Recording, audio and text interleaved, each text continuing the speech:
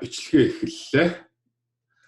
Сайн байцгаана уу залуучуудаа. Ингээд MOT Wealth Academy-гийн 5 дахь өдөр эхэлж байна. Бид нар бол нийтдээ 15 өдрийн курс явагдсан шүү дээ. Тэгээд 5 дахь өдөр гэдэг чинь бид нар 33.3%-ийг өнөөдрийн хичээлээр дуусгах нэ. Баяр хүргэе. Маш хурдан өнгөрсөн байх шүү бас. Тэгээд би дөнгөж саяхан л өчигдөр юм шиг санагч чинь бүтэн сая өдрийн орой жоохон нойр хулжаад маргааш хичээл эхлэх гээ жоохон сандраад нойр өрөхгүй хөвтчихсэн. Тэгээд аль хэдийн бүгдээрээ 5 дахь өдөрлөгөө орчихсон байна.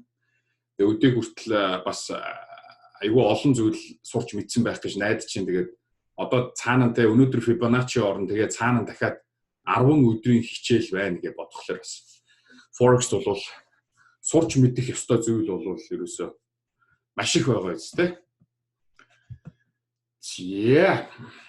Чат унтраагаад өнөөдрийнхөө хичээлд орё. Манайхаа асуултаа төр зүр байж байгаарай.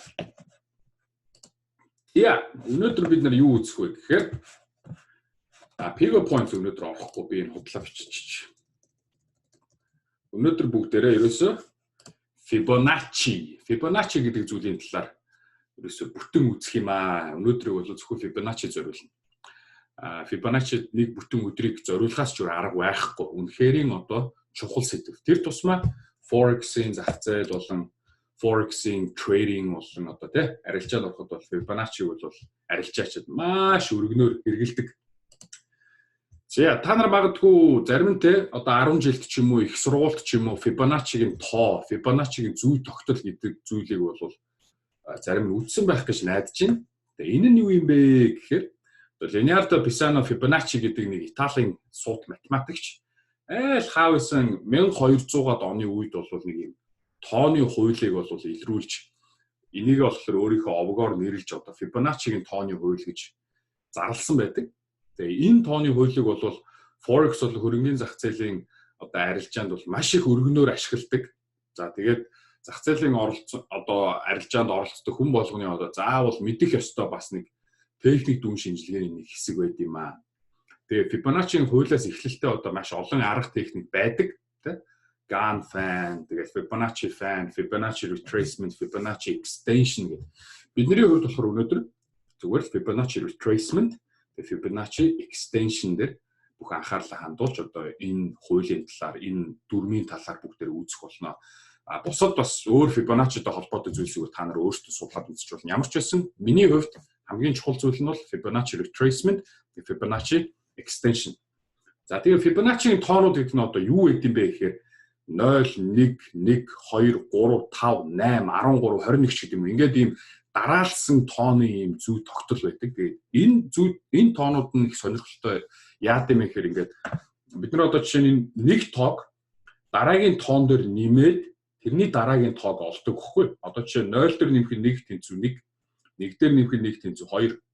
Тэгээд 1 дээр нэмэх 2 тэнцүү 3 гэдэг.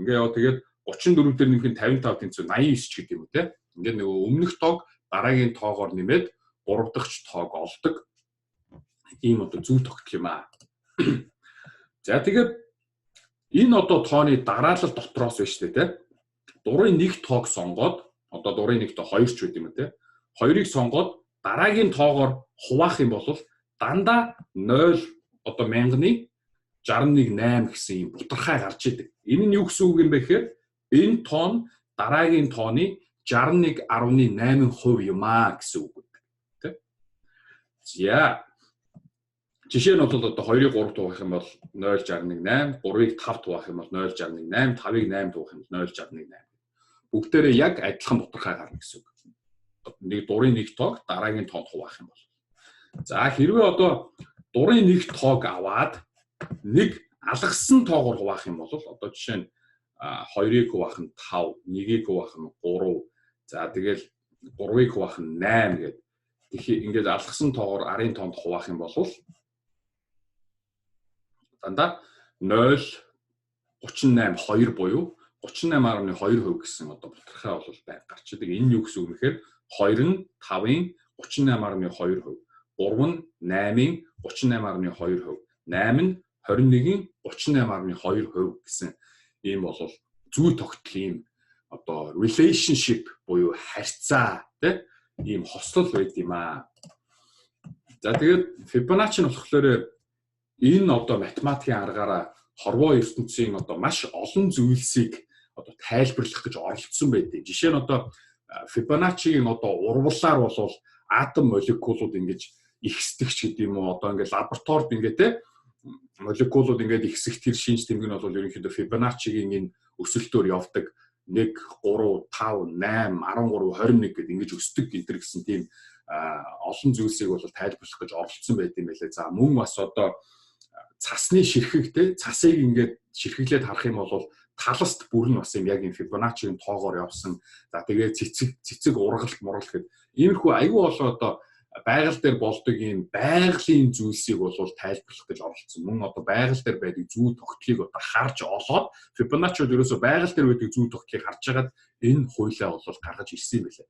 Тэгэхээр энийг бол биднээс байгалийн тоо гэж авч үзэж болно.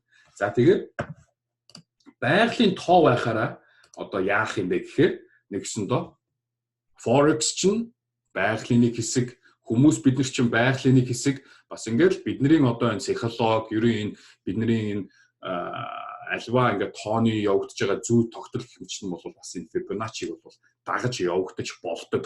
Гэхдээ 100% биш шүү. Ямар ч байсан магадлал бол өндөр байдаг. Тийм учраас бид нар энэ Fibonacci гэдгийг арилжаанд болон Forex арилжаа хөрөнгөний зах зээлийн арилжаанд хэрэгэлдэг. За Fibonacci хэрэгжилж байгаа одоо хамгийн гол шалтгаан нь юу юм бэ гэхээр одоо ингээд ханш тий тренд хийж үргэлжлэн одоо өсснийхөө дараа бол заавал нэг тодорхой хэмжээний засвар хөдөлгөөн хийдэг гэдгийг одоо бид нар мэднэ шүү дээ. Ханш одоо өссөн ч бай, унсан ч бай тий ямарваа нэгэн тодорхой хэмжээний засвар хөдөлгөөнийг бол хийдэг. За одоо юу яриад байна вэ гэхээр засвар хөдөлгөөн гэж юу яриад байна вэ гэхээр одоо жишээ нь энд ингээ ханш өслөө тий энд ханш өсчөөд ингээд нэг засвар хөдөлгөөн бол заавал хийдэг тий ингээд. За тэгээд дараа нь өсчөөд ингээд нэг засвар хөдөлгөөн хийж байна. За одоо жишээ нь энд өсчөөд ингээд нэг засвар хөдөлгөөн хийж байна. Тэгээ буцаад ингээд өсөж чинь тий. За ингээд Fibonacci бид нар юунд ашиглах гэдэг юм гэхээр хамгийн гол нь энэ өссөний дараах ч юм уу эсвэл унсны дараах энэ засвар хөдөлгөөн нь хаана очиод дуусах гэж байна. Хаана очиж дуусаад нөгөө өмнөх одоо явагдчихсэн тренд маань үргэлжилж явах нь вэ гэдгийг олохын тулд бид нэр Fibonacci-г ашигладаг юм аа. За одоо жишээ нь энэ өсөлтийн трендийг бүгдээрээ ингээд за энэ өсөлтийн трендийг бүгдээрээ одоо харлаа гэж бодъё л да. За ингээд харагч юм шүү одоо баруун тал руу ингээд харах те. За яг одоо энд ингээд ханш явж гин гэж бодъё жишээ. Тэгэхэд бид нэр ханш одоо хаана очиод зогсох нь бас нэг ч тодорхойгүй те. За энэ өмнөх резистент дээр очиод support авах юм болов уу? Эсвэл энд support авах юм болов уу гэдээ бид нар бас жоохон эргэлзээтэй шүү дээ. Эсвэл одоо moving average яадаг юм. За тэрний эргэлзээг одоо бас тайлахын тулд бид нар одоо давхар одоо Fibonacci татж болдог. Тэ? Ингээд Fibonacci татах юм бол бид нар одоо энд юу гэж харагч байна? 23.6%, 38.2%, 50%, 61.8%, 78% гэх энэ шатууд байгааз. Энэ шатууд нь одоо юу гэлтэгд юм бэ гэхээр ханш нийт одоо хийсэн үйлдэлийн одоо эндээс энэ хүртэл өсөх чинь ингээд 100% шүү дээ. Энэ үйлдэлийн 23.6%-ийн буцалт нь бол энд байна. 38.2%-ийн буцалт нь бол энд байна. 50%-ийн буцалт бол энд байна гэсэн ийм тодорхой одоо шатлалуудыг бол бид зааж өгдөг тийм. За тэгээ бид нар одоо харах юм бол ханш бол энэ 38.2%-аас буцаад ингээд дээшээ явсан байна шүү дээ. За тэгээ буцаж тестлэгдээд ингээд дээшээ гарч чадахгүй байсан ч гэсэндээ буцаж хурж ирээд за яг одоо энэ 50% дээр тийм Fibonacci-гийн 50%-ийг бол доош сүрдтэй хаталж чадахгүй байжгаад ингээд өсөө явчихсан байх нэ. Тэгэхээр бид нар ханшийн одоо энэ эргэлт буцалт болон төр зургийн засварын хөдөлгөөг хизээ дуусгах нь вэ гэдгийг Fibonacci-гаар бол олж тогтоож болдог. За тэгээд энийг бол Fibonacci retracement гэж нэрлэдэг. Fibonacci retracement гэдэг нь бол одоо буцаад зогсох ч гэдэг юм уу, явсан газрыг одоо буцаах ч гэдэг юм тийм утгатай үг. За тэгээд Fibonacci-гийн бидний одоо retracement одоо ашиглах харьцаанууд бол энэ байна. 23-аар 023-аар 6, 038-2, 050-0, 061-8, 078-6, 1 гэх. Ингээ бид нэр бас энд харсан шүү дээ одоо. Хамгийн ихний шат бол одоо 23.6-аас эхэлнэ гэдэг. За өсөлтийн үед бол Fibonacci гэдэг нь ийм байдаг байна.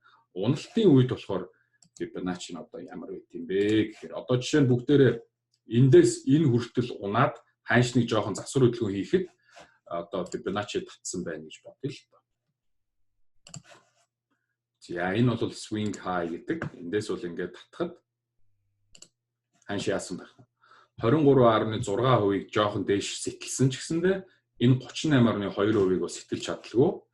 Ингээд бол доош унсан байх нэ.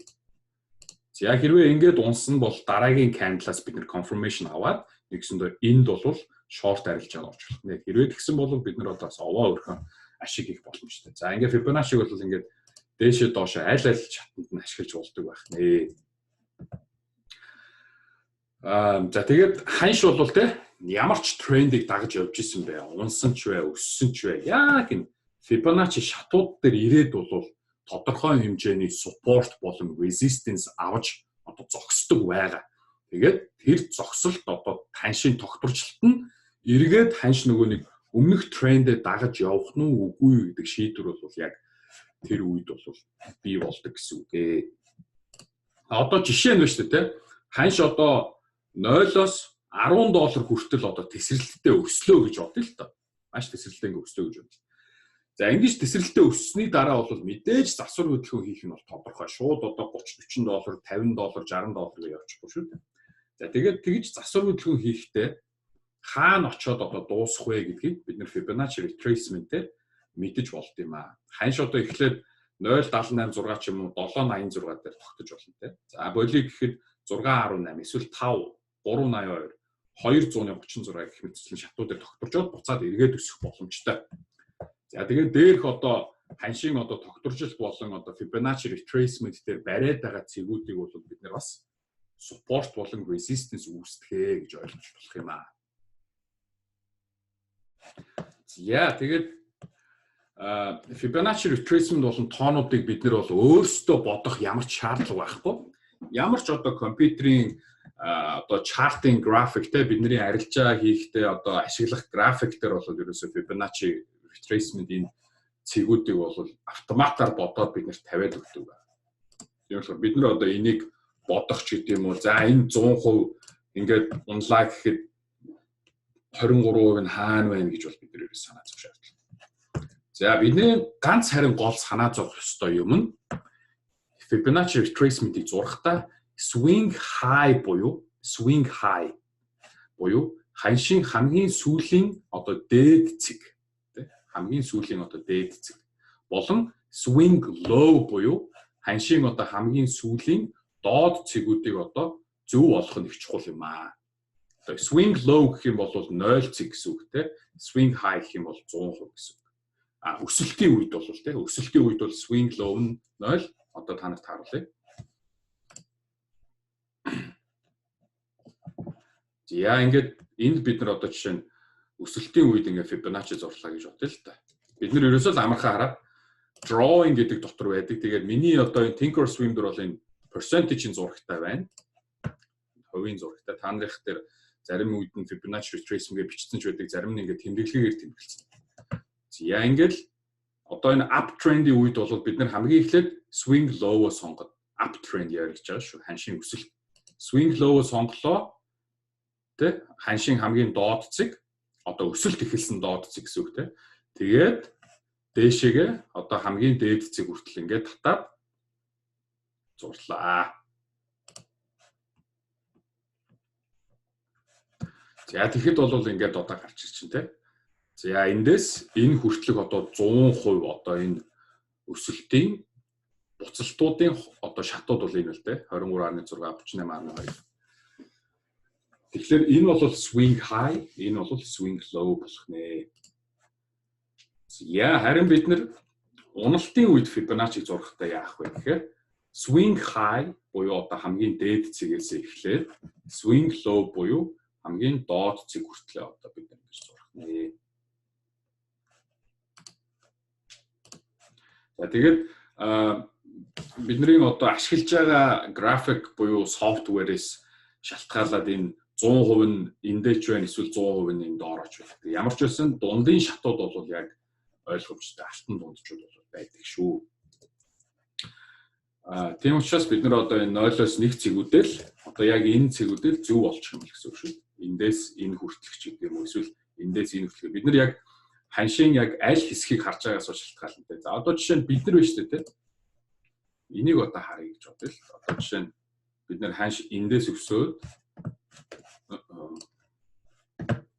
ханш одоо эндээс өсөөд энэ хүртэл өсөлт явагдсан. Тэгээд эндээс унаж ирж яхад нь тийм. Энэ үед бид нар одоо Fibonacci зураг. Тэгэх юм бол ингээ харах юм бол тийм 38.2 дээр сайхан Fibonacci барьсан байна. Тэгээ бид нар энэ long арилжаанд орсон бол тийм энэ бол ингээ 100% дээр хүрээд энд бас resistance үүссэн байна. Тэгээ буцаж хурж ирчээд бас 38.2 дээр бас бариад тэгээ одоо 23.6-аас сэтэлчихдэг. За тэгээ буцаад энэ одоо энэ одоо Fibonacci цэгүүд яаж барилт хийж байгаа support болон resistance болж байгаа та нараас харж байгаа тийм. За ингээд нэг ханшийн тодорхой чиглэл энэ Fibonacci-гаас ингээд гарч өгөхгүй байсаар байгаа. Fibonacci бол ингээд доошоо унаад явчихсан байна. За бид нэр ямар үед одоо Fibonacci эргэлээ эсвэл Fibonacci дууслаа гэж үзэх вэ гэхээр бид нар энэ 61.8 буюу 78.6 одоо цэгүүдийг Fibonacci гинэ. Ханшийн хөдөлгөөн маань ингээд эвдээд явчих юм бол бид нар өмнөх тренд дууссан юм байна гэж үздэг. Яагаад гэхээр нийт явсан 100% хөдөлгөөний нийт одоо 62%, 79%-ийг буцаагаад өгчөж байгаа бол энэ бол бас нэг тийм хүчтэй одоо тренд бол биш болж таарна. Тийм учраас бид нар энэ үед одоо тренд дууслаа гэж үзэх юм. Тренд дууслаа гэж үзэхээр бид нар яах вэ? Буцаад одоо down trend маань эргээд ингээд retracement хийхэд бол бид нэр down trend-ийн Fibonacci бол зурж эхэлнэ. Swing low буюу swing high аль зүйл. За тэгээ Fibonacci retracement-ийг одоо зургатаа бол бид нэр түрүүн хэлсэнчлээ тийм одоо давтаад хэлье. Uptrend-ийн үед бол эхлээд swing low-ыг олно. Swing low нь бол ханшийн өсөлт эхэлсэн одоо цэг, ханшийн өсөлт эхэлсэн цэг, хамгийн доод цэг. Swing high нь одоо ханш хамгийн сүүл одоо унахаас өмнө тогтоосон одоо дээд цэг байх хэвээр.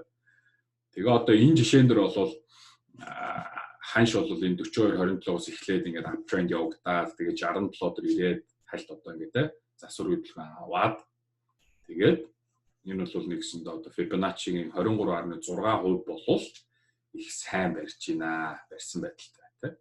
Тэгээ бид нар бол эндээс за 23.6% барьлаа гэдэг ишээ long арилжаанд бол орчуулах нэ.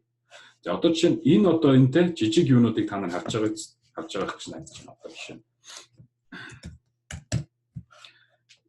Энэ жижиг одоо төвшнүүд дээр ч гэсэндээ бид нараас одоо Fibonacci зураад явах боломжтой шүү дээ. Одоо жишээ нь би юу яриад байна гэхээр одоо энэ байна те. Энээс энэ хүрээд ийшээ унсан. За тэгэл эндээс энэ хүрээд ийшээ унсан гэдэг. Энэ бүхэн дээр чинь бид нэр Fibonacci зурах боломжтой одоо жишээ. Эндээс энэ хүрээд унлаа те. Энэ бол яасан байх вэ?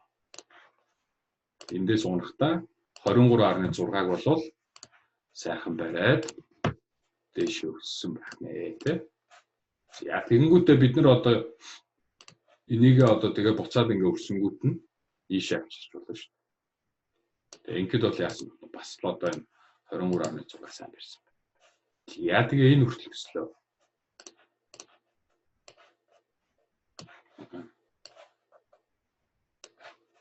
За энэ хүртэл унахтаа яасан бэ? Бас одоо 23.6 барьсан байна. Ингээ бид нэр энэ ханшийн хөдөлгөөнүүдэд ингэ Fibonacci тохируулаад явт юм аа. За тэгээ Fibonacci-гийн талаар нэг хэлэх зүйл нь бол Fibonacci аль болох урт хугацааны цаг дээр бол маш сайн ажилладаг. Урт хугацааны цаг дээр. За одоо жишээ нь 5 минут ч юм уу, 1 минут ч юм уу, эсвэл 15 минут дээр Fibonacci бол төдийлөн бас нэг бариад ажиллаад байдаг. Гэхдээ одоо энд бол их одоо сайхан барьсан байна тийм бүгдээрээ энийг одоо Fibonacci. За swing high, downtrend байгаа учраас swing high, swing low. За ингээ харахад бол энэ Fibonacci-гийн 50% бол сайхан барьжээ. Яг одоо энэ Fibonacci 6-аас дээр бол барихгүй байгаа тийм. заавал жоохон дээшээр авч юм орч. За энэ бол ингээд Fibonacci 50%-аас өсөө явсан байна. За энд яасан байх вэ? Swing high, swing low. Ханш эргээ засвар хөдөлгөөн ихтэй Fibonacci 38.2-оос ингээд доош орсон тийм.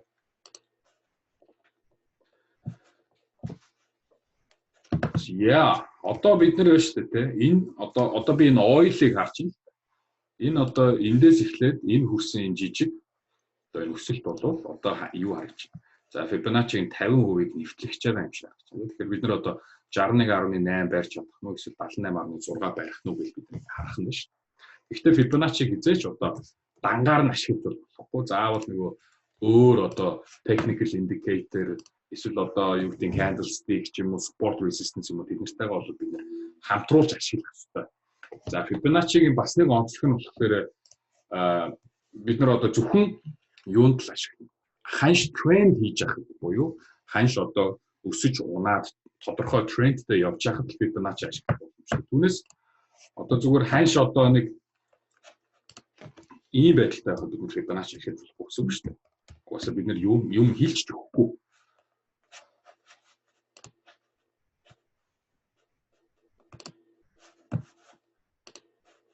Одоо жишээ нь ханш үүрэгтэй эндээс энэ хүртэл бид нар ингээд нэг юм Fibonacci эндээс энэ хүртэл Fibonacci сурахтч бол аяг хэцүү байна. Маш жоохон хөдөлгөөн. Тэгээ энэ дээр бол нэг юм хийлж өгөхгүй. За одоо юу гэдэг эндээс энэ хүрээд одоо Fibonacci зурлаа гэх. За яг энэ бол 68.6 дээр барьж л байна. Гэхдээ бас л хэцүүтэй. Тэгэхээр аль болох ийм том хөдөлгөөнтэй ийм сайн тренд хийж байгаа үед бол Fibonacci ашиглах илүү тохиромжтой байдаг. За тэгээ бид нар энийг харах юм бол энэ жишээг одоо харахад бол Fibonacci түвшнүүд бол ингээд заачсан байна. Та нар энийг бол номноос харсан байх гэж найдаж. За тэгээд одоо энэ жишээг харахад бол Fibonacci бол эхлээд за ингээд ханш өссөн 45-49-ээс өсөөд тэгээ ингээд уналт хөдөлгөөн хийхдээ бид нар одоо яг энэ ингээд уналт хөдөлгөөн хийж яхад Fibonacci зурна гэсэн үг шүү дээ. За ханш хаана гэж бодох вэ? Ингээд харахад бол 38.2 дээр нэгсэндээ одоо энэ double bottom буюу одоо тий хийгээд яг адилхан зэг дээр очиод ханш бол эргээд өссөн. Тэгэхээр бид нэр яг энэ үед бол buy арилжаад орох юм бол сайхан овоо өсөлт одоо $76 хүртэлтэй энэ бол би oil-ыг хараа сууж ин л та. $60-аас $76 хүртэл бол өссөн байх нэ. Энд бол long арилжаанд ороод бид нэр сайхан яг энэ 38.2% барихад бид нэр long арилжаанд ороод stop loss-оо энэний доох нь одоо тавьчихсан байсан бол тэ их сайхан арилжаа болох байжээ. За мөн одоо бид нэр Fibonacci down trended бас адилхан одоо зурна үзсэн шүү дээ. Down trended бол swing high маань уналт эхлэхээс өмнө үүссэн хамгийн дээд цэгтэй. За тэгээд swing low маань бол ханшийн одоо засвар хөдөлгөөн хийхдгээс өмнөх үүссэн хамгийн доод цэг. Down trend ярьж байгаа шүү бид. За тэгээ ханш одоо энэ жишээнээр харахад бол үргэлжлсэн унсны дараа бол down trend бол тодорхой хэмжээний одоо засвар хөдөлгөөн хийгээд ханш бол эргэж өссөн байдалтай харагдаж байна. Тэгээ бид нэр энийг ханшийн өсөлт одоо хаана очиод зогсох нь вэ? Хаана очиод эргээд одоо down trend явах вэ гэдгийг бол бид харах зорилготой Fibonacci татах юм аа. За тэгээ одоо энэ жишээ нь бол Fibonacci level-үүд нь одоо ингэж харагч байна те. Тэгэхээр бид нэр uptrending үед ханш засвар хөдөлгөөн хийгээд доошоо унахад бол Fibonacci түвшнүүдийг бид нэр support болох нь үгүй юу гэсэн тийм горигдлоготойгоор бол харах нь байна. За down trending үед бол Fibonacci-г бид нэр resistance болох нь үгүй юу гэсэн горигдлоготойгоор харах нь байна шүү дээ. Я одоо энэ доорх жишээн дээр одоо бид нэр энэ жишээг харах юм бол ингэж унаж ирээд swing high, swing low. Тэгээ маш одоо хөөрхөн хүчтэй. Энд чинь бас хурган одоо тий хүчтэй ийм засвар хөдөлгөөн явагдсан байна. Бараг л одоо down trend дуусаад up trend явагдаж байгаа юм шиг маркийн ийм засвар хөдөлгөөн хийгдсэн байна тий. Тэгж жагаад ханш бол яг 61.8%-аас бол маш хүчтэй буцалт хийгээд ингээд унсан байгааг бол бид нар харж байна. За бид нар тэгэл энэ Fibonacci түвшнийг одоо харж байгаа л тий. За яг энэ 61.8% унлаа гэж бид нэр энд шорт орсон болвол энэ чинь бас 64-өөс 51 хүртэл гэдэг чинь бас энэ овоо ашиг. Бараг 10% ашиг те 20% ашиг яг зүгээр л энэ одоо үнэт цаасан дээр гэж ярих юм. Тэгэхээр энэ Fibonacci түвшинд нь бол бас овоо support resistance болдог байх нэ. За Fibonacci түвшин бол яагаад одоо энэ support resistance болоод байд юм бэ гэхээр те хүмүүс ашигладаг учраас одоо тэр шүү. Хүмүүс одоо ашиглаад за яг энэ Fibonacci 61.8 дээр л ирэх юм бол би short орё доо ч гэдэм юм уу. За Fibonacci энэ дээр би зарандаа ч гэдэм үү. Одоо арилжаачид яг энэ Fibonacci төвшнүүд дээр авах зарах одоо захиалгуудаа өгч идэг учраас олон хүн ашигладаг учраас энэ нэг өсөндөө одоо биелэгддэг болчихдог гэсэн үг шүү дээ. Бид нар өмнө нь одоо support resistance яагаад биелэгдгийг мэднэ те. За өмнө ингээд дээд ханш тогтоочихсон бол энэ дээд ханшнаас хүмүүс бол айж болно те. Тэгээд энэ дээд ханшин дээр дахиад одоо зарлалт хийгээд эхлэхэд бол ханш одоо унана гэдэг бид нар мэднэ шүү дээ. Тэгэхээр Fibonacci нь бол маш олон хүмүүс ашигладаг учраас бас болд юм аа. За тэгээ бүгдээрээ одоо те Fibonacci бол дангаар нь ашиглаж болохгүй гэдгээ мэдсэн шүү дээ. За одоо жишээ нь энд бол юу гэдэг юм. За эндээс энэ хүрлээ засвар хөдөлгөөн явагдлаа. Fibonacci-г одоо бид нар хаана одоо барьсан гэж үзэх вэ? Confirmation авах вэ гэдэг. Энэ одоо бидний нөгөө үзчихсэн gold шүү дээ. За gold энд одоо Fibonacci-ийн 50% маш сайхан барьж байна. За дээрэс нь одоо энэ бидний нөгөө нэг өчигдөр үтсэн одоо down trend байгаа шүү. Өчигдөр бид нар яг энийг хараас авчихсан тийм. За энэ down trend-ийг бол дээшээ гатлах нь уу үгүй юу? Breakout болох нь уу гэлтэй бид нар ч юм энийг хараас авчихсан. Yeah.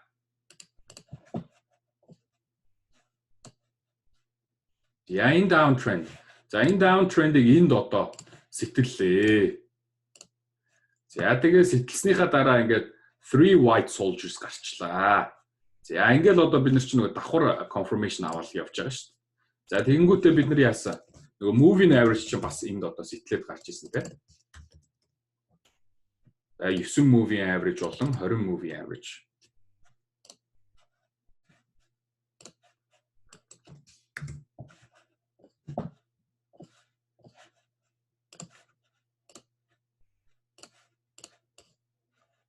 За тэр энд хараа.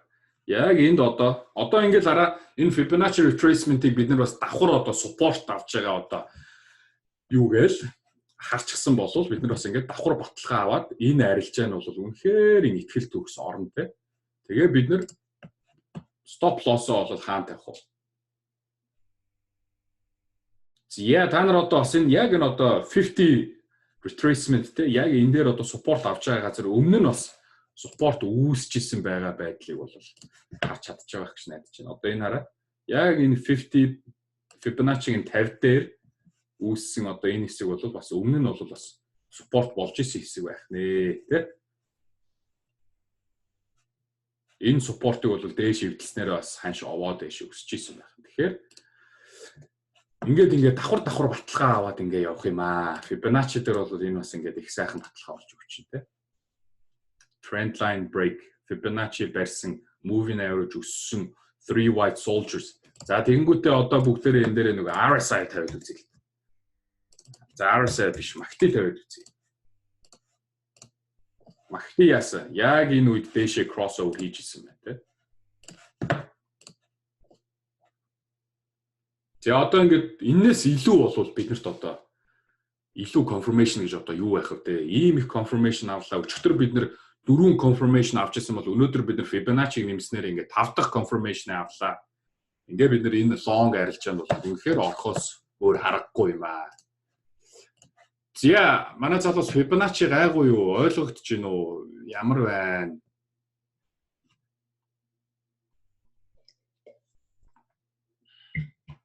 За дайчгүй гэж.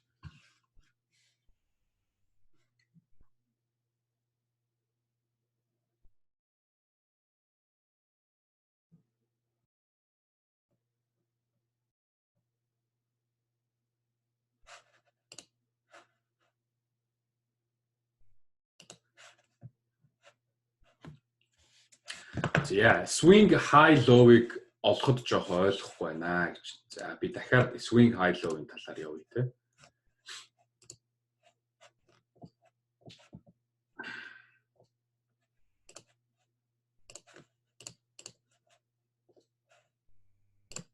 swing high low-ийн талаар одоо ойлгохгүй байна гэж.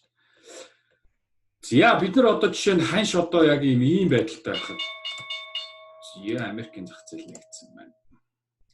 Ханш ийм байдалтай байхад те одоо бид нар ингээд ийм байдалтай байхад анализ хийчлээ гэж бодъё л та. Тэгэхэд бид нэр одоо ингээд за энэ жоохон засвар хөдөлгөөн хийж байгаа юм шиг байна. Хаана очиод зогсох нь уу гээл те харах гад Fibonacci татах гал байж гэж бодъё. Тэгээ бид нэр Fibonacci-г татахдаа за энэ график дээр бол 9 шидийн график дээр өөр байдлаар гардаг учраас хаана байх нь бол яг сайн мэдэхгүй байна. Ямар ч байсан миний Thinkorswim-ийн доор бол drawings тэгээд drawing tools энэ доор одоо энэ хувийн зурагтай байж тийм. Тэгээ ингээд Fibonacci retracement гаргаж.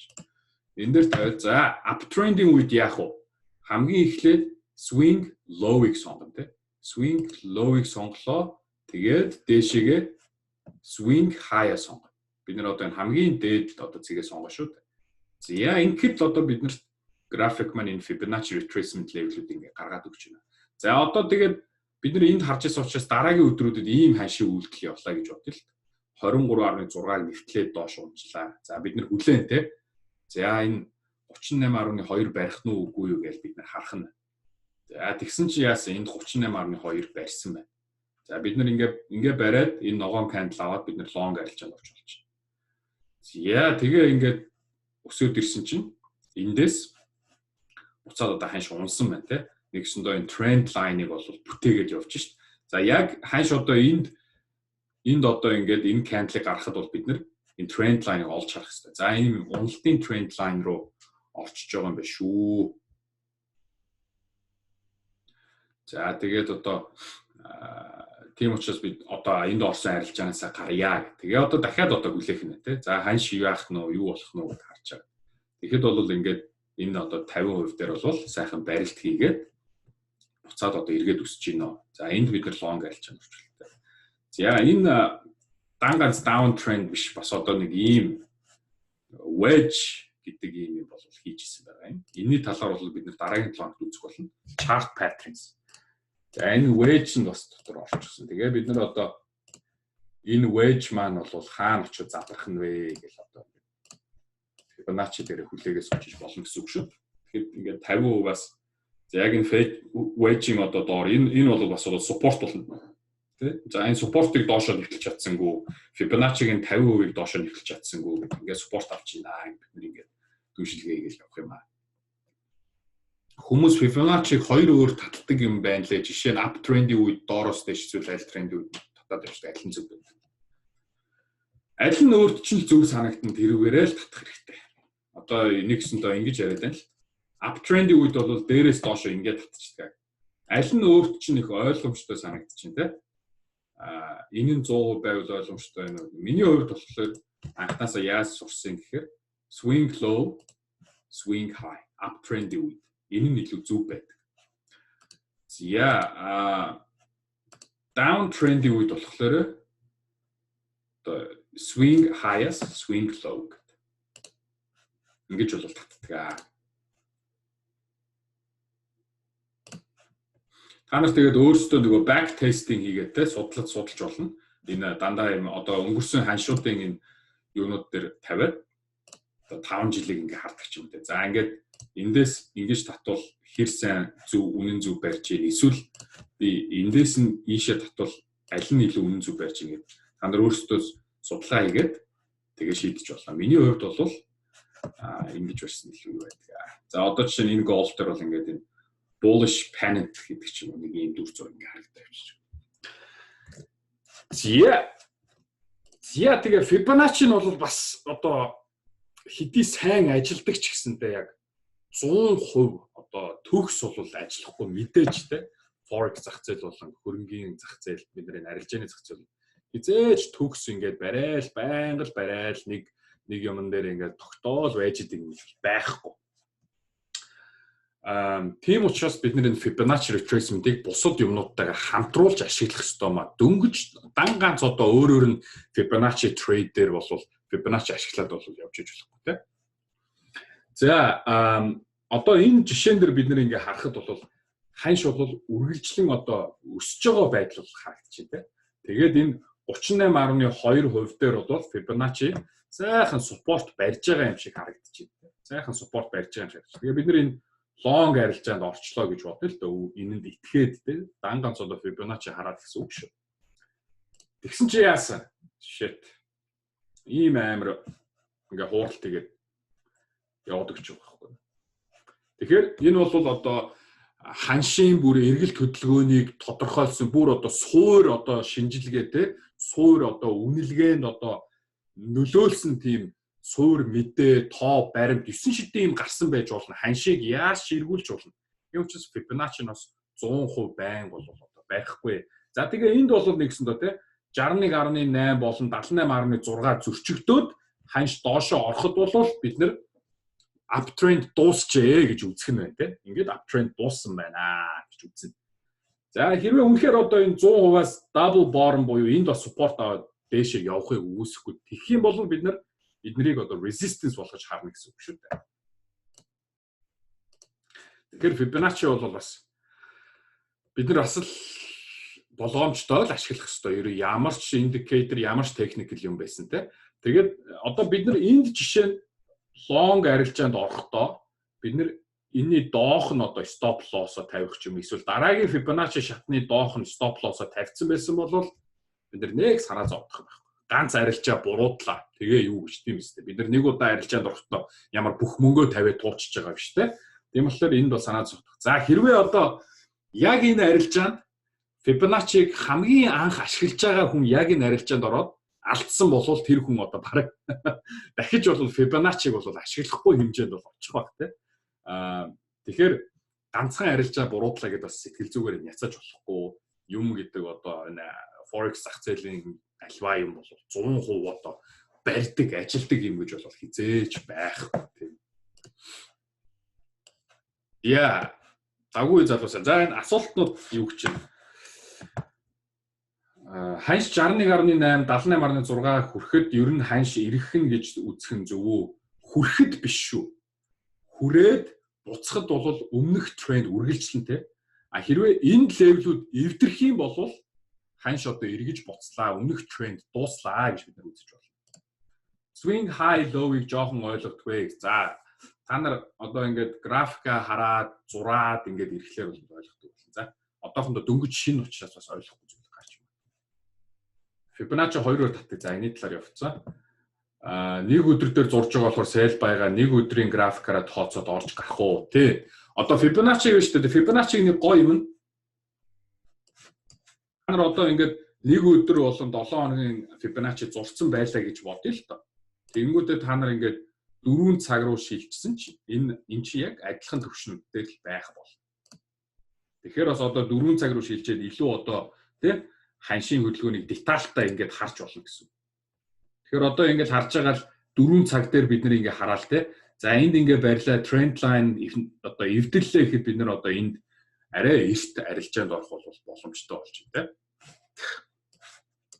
За stop loss-о 50% доор тавилаа. Take profit-а хаана тавил зүгээрээ. Take profit хаана тавихыг одоо заана. За төр зөвлөж хийж. Yeah.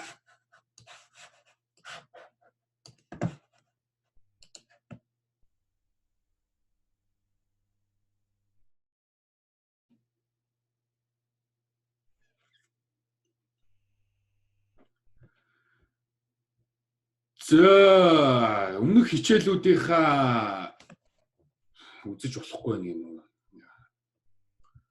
Бүхэлд нь 7 хоног өнгөрч байгаа та нар одоо хичээлэж үзэж одоо орж үзээгүй тэгээ одоо болохгүй байна гэдээ ярьж байгаа.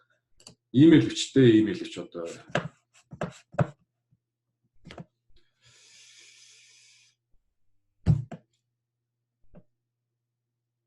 ханшийн нэг жижиг вейв дээр Fibonacci зурж болох уу гэж юм. За би түрүү хэлсэнтэй аль болох далаацтай хөдөлгөөн байж ич Fibonacci маань илүү сайн барина гэж. За одоо бүгдээрээ жишээ нь одоо S&P 500 дээр энэ дээр одоо нэг Fibonacci зураад үзье л та. Та нарт одоо дахиад баттгах үүднээс те.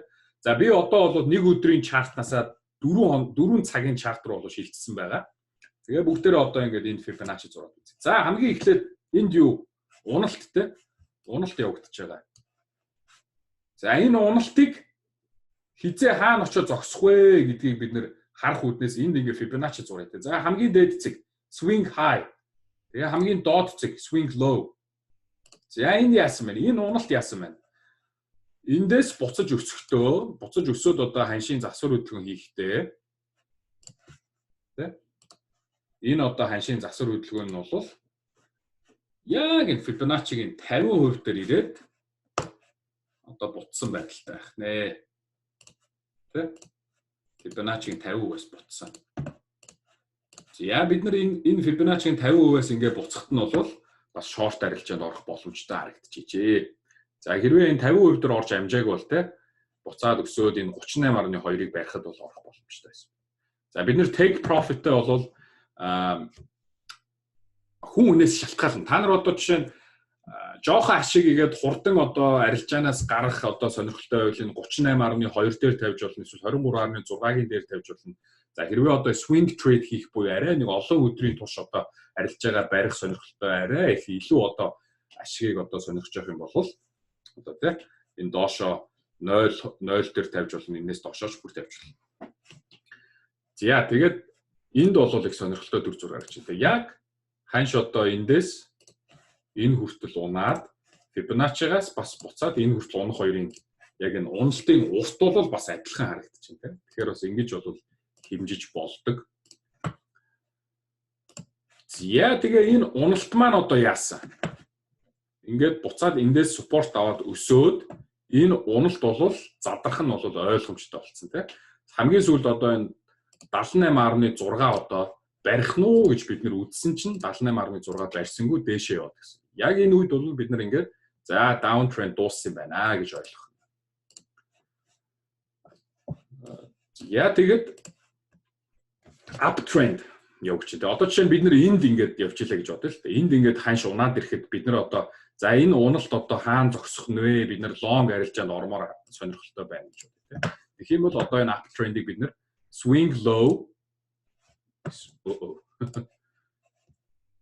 swing low шүү бүр энэ одоо зүүнний үзүүрнээс те swing high буюу одоо энэ зүүнний дээр хүртэл ингэж зурх гэсэн үг те. За ингээд зурхад бол энэ маань одоо бараг 23.6-ч хүрээгүй, эндээс бол өсөө явчихсан байна. Тэгэхээр бид нар одоо 23.6 хүртэл одоо энийг хүлээе гэсэн бол бас арилжаанаас одоо miss out хийж арилжаад орохгүй байх одоо тийм нөхцөлтэй байсан. Гэхдээ яг та энэ бид нар яараадах юу ах вэ? За харин бид нар илүү одоо ойртуулад за бид нар одоо энд одоо жишээ нь хамгийн анхны одоо энэ дээшээ өсөөд эхлээд бүр энийг үзье л та. За бид нар одоо ханш одоо хамгийн анх ингээд эхний wave те энэ бол эхний хамгийн анхны өсөлт эхний засвар хөдөлгөөн орохоос өмнө. За тэгээд энд одоо хоёр дахь засвар хөдөлгөөн орлоо. Тэ ханш бол энд одоо барьлаа. Ингээд дээшээ өслөө. За энэ Fibonacci бол сайхан ажиллажээ. За тэгээд одоо эндээс энэ хүртэл өссөн ханшийн одоо өсөлт хаана очиж зогсох вэ гэдгийг бид нэр эндээс swing low-осоо swing high гэдэг ингээд зурх нь шүү дээ. Тэгэхэд бол яаж юм?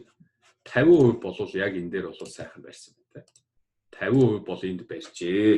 Тэгээд буцаад одоо дээшээ ингээд өсөж явсан байна те.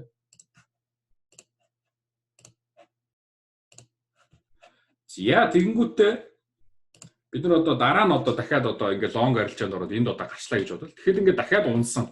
За дахиад энэ унж байгаа уналт хаана хүрээ дуусах нь вэ гэд бүгдээрээ одоо шинжмээр байлаа гэж бодъё л да. Тэгэхээр swing low-осоо swing high хүртэл зураад ингээд харахад бол за бас одоо энэ 50% бол сайн барьсан байна. За одоо ингээд явна гэсэн үг шүү. За тэгээд одоо эндээс цаашаа өсөөд хаана хүртэл очиж зогсох нь вэ гэдгийг бид нэр ингээд харж байна. За энэ бол яг 78.6 бол сайхан барьсан байна.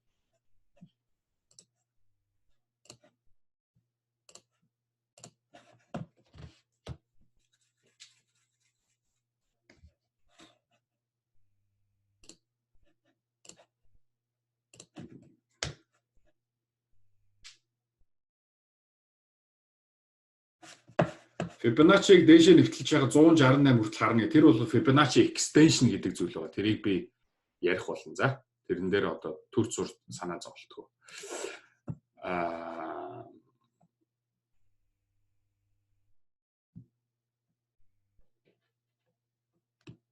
Зя давгүй юу? Ойлгомжтой байх гэж найдаж байна те. За дахиад нэг down trend дээр нэг зураад үзэх үйдүүлээ. Яах вэ? За бид нэр завсарлага эхлэхээс өмнө 5 минут байна. 5 минут байна. За бүгдээрээ нэг down trend дээр нэг зураад үзье те. За одоо энэ down trend байлаа гэж бодъё. Одоо энэ down trend-ийг авч үзье те. За энэ down trend. За хамгийн анх одоо down trend эхлээд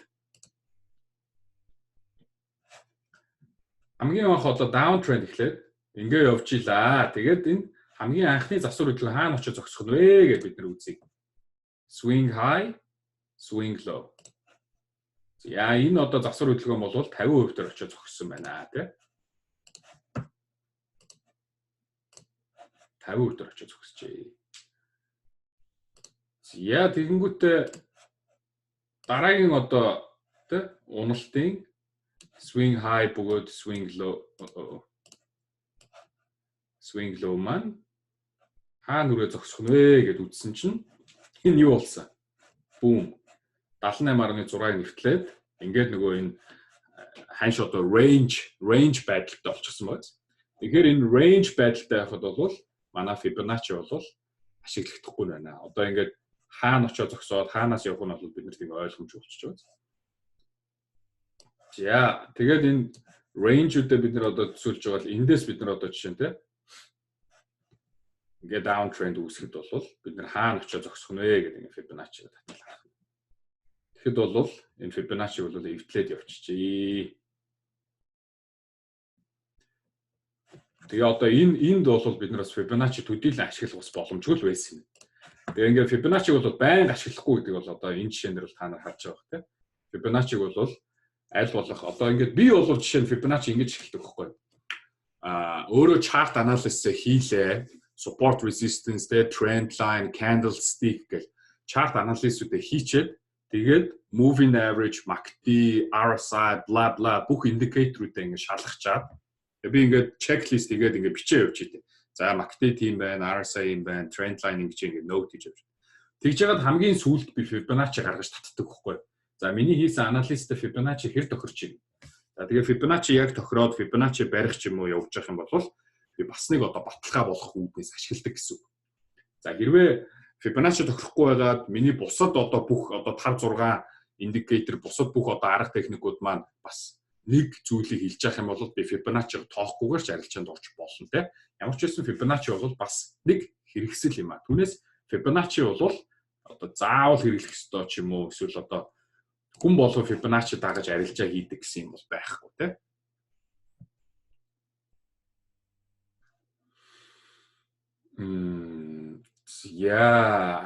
За S&P 500 ч арай яах гэдэг зөвлөгөө. Би энийг short орсон чинь жоохон буруудлаа л та. Энэ арай Federal Reserve-с interest rate багасна гэсэн юугаар ядаргаатай. За S&P 500 бол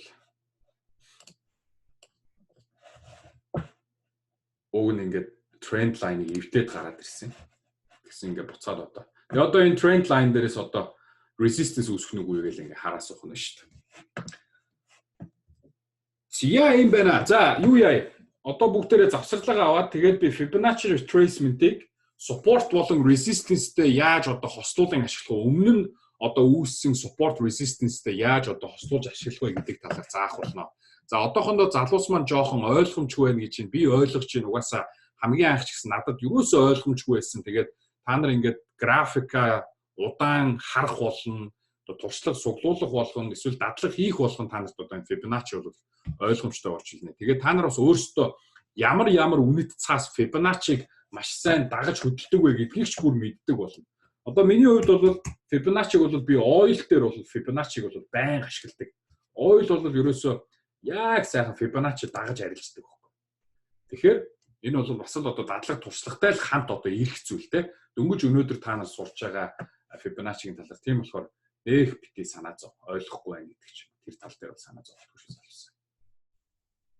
Тэгээж бас бүгдээрээ одоо нөгөө chat room те chat room-д ч юм бол дадлаг хийн Fibonacci-га дахиад явна, moving average-удаа дахиад үзэн, support resistance-аа үзнэ гэл.